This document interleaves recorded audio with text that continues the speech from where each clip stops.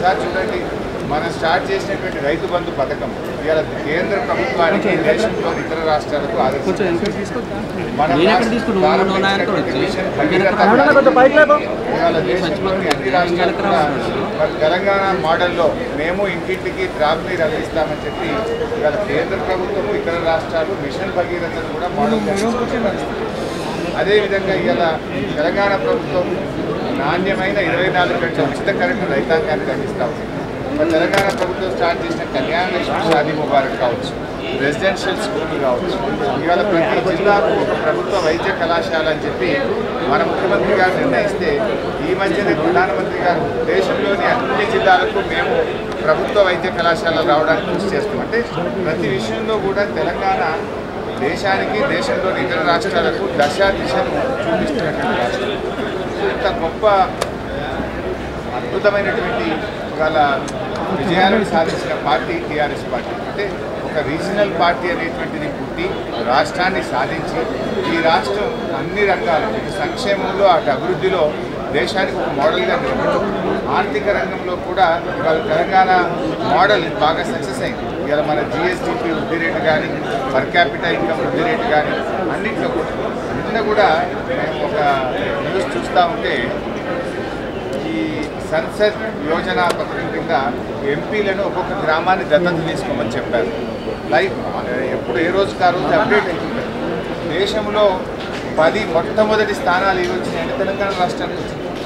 ఎంపీలు దత్తత తీసుకున్నటువంటి గ్రామాల్లో మెరిట్లో చూసినప్పుడు టాప్ 10లో 10 out of 10 తెలంగాణ. ఇమాజిన్, 10కి 10 తెలంగాణ. టాప్ 20లో 19 తెలంగాణ. ఒక్కటి మాత్రమే వరకు పోయింది. టాప్ 20 గ్రామాలు ఈ దేశంలో చూసినప్పుడు 19 తెలంగాణ ఉన్నాయంటే ఇది ఒక అద్భుత విజయాలకు ప్రణాళిక. అంటే గౌరవ ముఖ్యమంత్రి గారి నేతృత్వంలో పల్లె ప్రగతి, పట్టణ ప్రగతి కానీ, ఇటు ఆసుపత్రులు కానీ, అటు మిషన్ కాకతీయ కానీ ఇవన్నీ కూడా ఒక అద్భుతమైనటువంటి విజయాలను సాధించినటువంటి పార్టీ టీఆర్ఎస్ పార్టీ. ఆనాడు ఆకలి చావులు, వలసలు, ఆత్మహత్యలకు, కరెంటు కోతలకు, బొగ్గుబాయిలు, బొంబాయిలు, దుబాయ్ బతులకు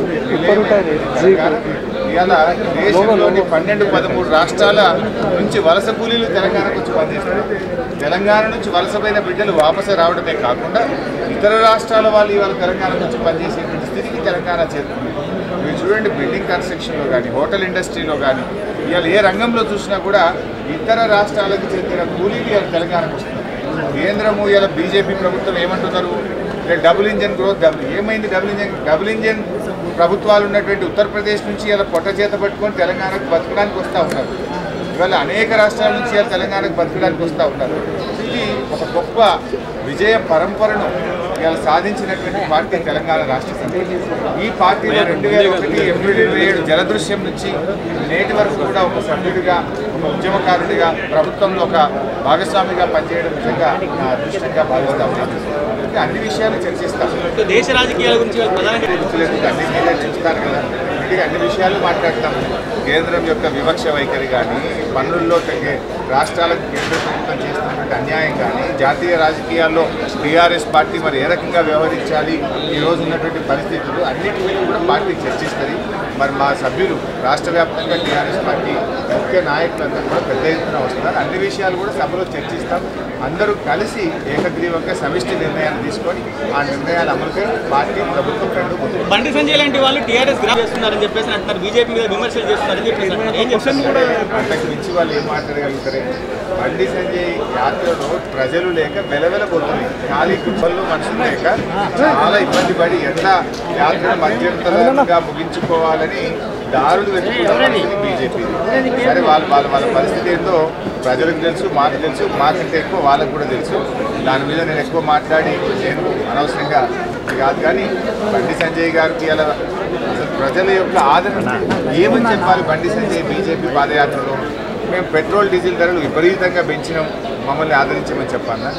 ఎరువుల ధరలు బాగా పెంచినాము, రైతులకు బాయిల కాడ మీటర్లు పెట్టమన్నాము, డీజిల్ ధర పెంచి వ్యవసాయానికి రైతుల పెట్టుబడిని డబుల్ చేసినాం కనుక మమ్మల్ని ఆదరించమని చెప్పాలి. మీరు చేసిన ఒక్క మంచి పని ఏదన్నా ఉంటే చెప్పండి. ఎలా నిరుద్యోగ యువతకు మీరు చెప్పేది ఏంటి? దేశంలో 15,60,000 ఉద్యోగాలు ఖాళీగా ఉన్నాయి, మేము నింపడం లేదు.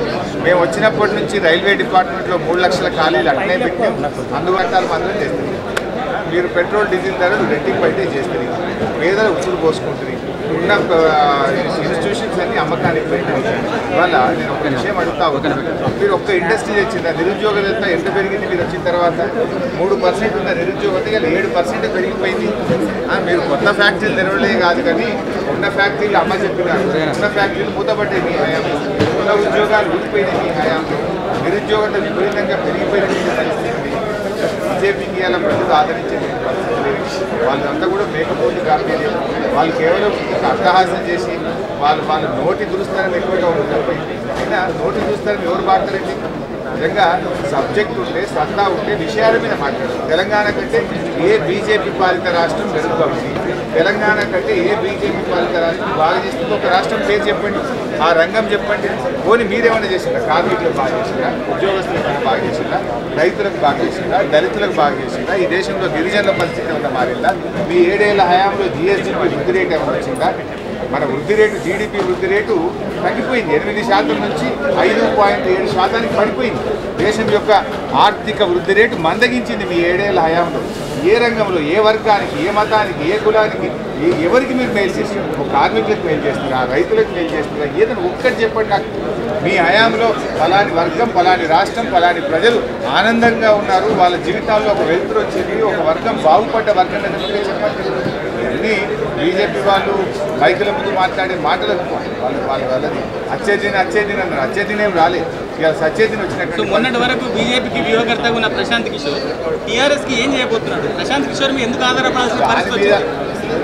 అది నేను ఒకటి అడుగుతున్నా, ఆ మాట్లాడే హక్కు బీజేపీకి ఎక్కడుంది, కాంగ్రెస్కి ఎక్కడుంది? మీరు ప్రశాంత్ కిషోర్ లేకుంటే మీకు గొప్పవాడు, టీఆర్ఎస్ పార్టీకి పనిచేస్తే చెప్పారు. బీజేపీ వాళ్ళు ప్రశాంత్ కిషోర్ పెట్టుకుంటే మీరు అద్భుత, దాన్ని బట్టి ప్రజలు మమ్మల్ని ఆదరిస్తారు. తెలంగాణ ప్రాసెస్లో డెఫినెట్గా ఎవరైనా సహకారం తీసుకుంటాం. అన్ని రాజకీయ పార్టీలు దేశంలో తీసుకుంటున్నప్పుడు టీఆర్ఎస్ పార్టీ కూడా తీసుకుంటాం. దాంట్లో తప్పే. ఇక నుంచి తెలంగాణ